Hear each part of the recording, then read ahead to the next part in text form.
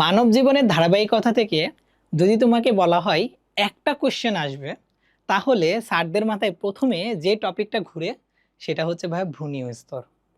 এই যে দেখতেছো ভ্রূণীয় স্তর, এখান থেকে মেডিকেলে কিন্তু অনেকবার অনেকগুলা কোশ্চেন করা হয়েছে। এবং এই টপিকটা কেন জানি তোমরা যতবারই পড়ো ততবারই ভুল করো। তো চলো আজকে একটু সহজভাবে ভ্রূণের স্তরগুলাকে শিখি, যাতে আর কখনো ভুল না হয়। তো দেখো ভাইয়া, ভ্রূণীয় স্তরগুলাকে আমরা কিন্তু চাইলে একটা সহজ হইতে মনে রাখতে পারি। কিভাবে? এই যে দেখো, অ্যাক্টোডাম, ভ্রূণের তিনটে স্তর থাকে তোমরা জানো, অ্যাক্টোডাম, অ্যান্ডোডাম, মাঝখানে থাকে ভাইয়া মেসোডাম। তো অ্যাক্টোডামটাকে তুমি কিভাবে মনে রাখবা? চ্যাপ্টার 8 এই কথাটা দিয়ে মনে রাখবা, চ্যাপ্টার 8।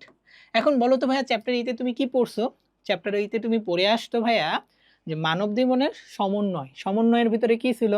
নার্ভাস সিস্টেম ছিল, চোখ ছিল, কান ছিল, ছিল না? তাহলে ওইগুলাই কিন্তু হবে।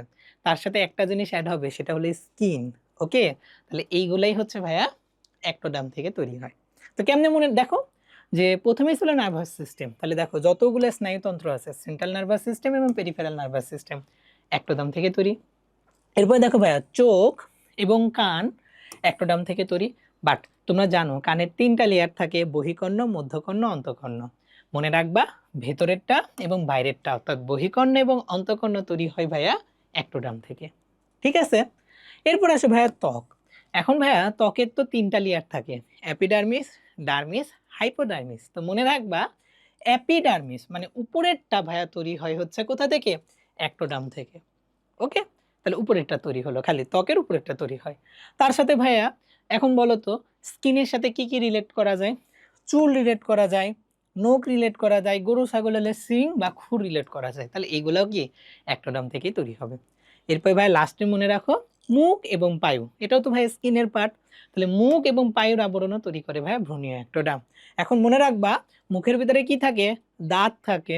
তোমরা যারা চ্যাপ্টার 3 পড়ছো জানো, দাঁতের আবরণ এনামেল বলা হয়, ভেতরে থাকে ডেন্টিন। তো এই এনামেলটা তৈরি হয় কোথা থেকে বলো তো? ভ্রূণীয় অ্যাক্টোডাম থেকে।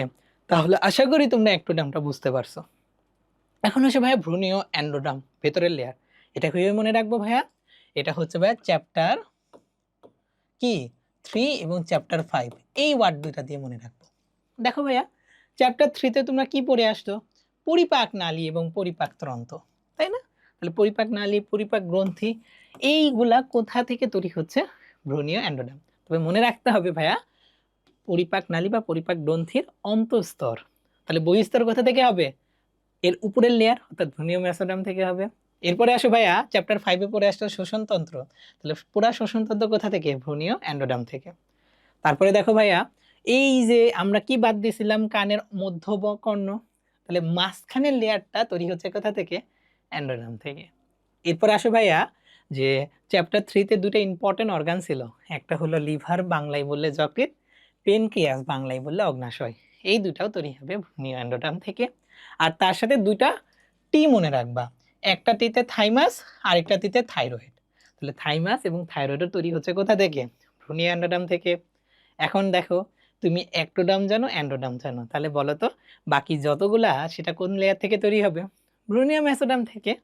তবুও আমি তোমাদেরকে একবার দেখাই দিই। দেখো, ভ্রূণীয় মেসোডাম থেকে যেগুলা তৈরি হয় সেটা তুমি চাইলে মনে রাখতে পারো তোমার বইয়ের চ্যাপ্টার 4, চ্যাপ্টার 6, চ্যাপ্টার 7, চ্যাপ্টার 9 এই সিকোয়েন্স দিয়ে। ওকে, চ্যাপ্টার 9 এই সিকোয়েন্স দিয়ে মনে রাখতে পারো। কেমনে ভাইয়া? চ্যাপ্টার 4 তুমি পড়ছো ভাইয়া রক্ত সংবহন তন্ত্র, লসিকা তন্ত্র। তাহলে এইগুলা তৈরি হবে ভ্রূণীয় মেসোডাম থেকে। চ্যাপ্টার 6 এবং চ্যাপ্টার 9 পড়ছো রেচন এবং জননতন্ত্র। তাহলে এটা তৈরি হবে ভ্রূণীয় মেসোডাম থেকে। চ্যাপ্টার 7 পড়ে আসতো হাড্ডি, মাসেল, কার্টিলেজ, টেন্ডন, আর এই যে রক্তের ভিতরে রক্ত, তাহলে এটাও তৈরি হবে ভাইয়া ভ্রূণীয় মেসোডাম থেকে। দেখছো কত মজার জিনিস। এরপরে দেখো ভাইয়া, এই যে পড়ে আসলাম ত্বকের অ্যাপিডার্মিস ভ্রূণীয় অ্যাক্টোডাম থেকে তৈরি হয়, আর ত্বকের ডার্মিস এটা ভ্রূণীয় মেসোডাম থেকে তৈরি হবে। এরপরে আসো ভাইয়া, পৌষ্টিক নালীর দুইটা আবরণ ছিল, অন্ত আবরণ এবং বহি আবরণ। পৌষ্টিক নালীর বহিঃস্তরটা তৈরি হয় ভাইয়া ভ্রূণীয় মেসোডাম থেকে। তাহলে দেখো ভাইয়া, কত সহজে আমরা ভ্রূণের তিনটা লেয়ার মনে রাখতে পারি।